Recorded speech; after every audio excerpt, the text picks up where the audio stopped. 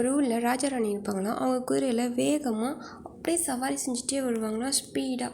அப்படியே ஓடிட்டு அப்படியே வந்துகிட்டே இருக்கும்போது என்ன ஆகுமா, அப்போ என்ன ஆகும், ரொம்ப காற்றடிக்குமா. காற்றடிச்சதும் ராஜாராணி என்ன பண்ணுவாங்களோ ரொம்பவே அங்கே ஒரு பெரிய அப்படியே ஒரு மரத்தோட விழுது வருமா. அதை பிடிச்சிக்கிட்டு அப்படியே என்ன பண்ணுவாங்களாம், ஸ்வைன் இந்த இடத்துலேருந்து அந்த பக்கம் அங்கே போய் இறங்கிடுவாங்களாம். இறங்குனதுக்கப்புறம் தான் அவங்களுக்கு தெரியுமா, குதிரையை தனியாக விட்டு வந்துட்டாங்களாம்.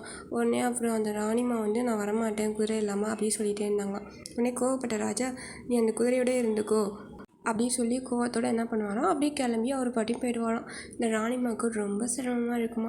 அதுக்கப்புறம் சரி எப்படி திருப்பி நம்ம அந்த இடத்துக்கு போகிறது அப்படி யோசிச்சுட்டே இருந்தாங்களாம். திருப்பி அந்த ஆலமரத்து விழுதை பிடிச்சி அந்த ராணிமா திருப்பி அந்த குதிரைக்கிட்டே போயிட்டாங்களாம். போயிட்டு ரொம்பவே வருத்தப்படாத நான் இருக்கிறேன் கூட அப்படின்னு பார்த்துட்டு அந்த குதிரையை அப்படியே சமாதானப்படுத்திட்டே இருந்தாங்களாம். அப்போ என்ன ஆகுமா, உடனே ராஜா அங்கே போயிட்டு திருப்பி பாதையே இருக்காது அந்த பக்கம் போய் எப்படி அந்த பக்கம் திருப்பி வர்றது அப்படின்னு சொல்லி யோசிச்சுட்டு என்ன பண்ணுன்னு தெரியல சொல்லி திருப்பி அந்த வழியே வருவாராம். திருப்பி அவருக்கு ஆலமர விருது கிடைக்குமா.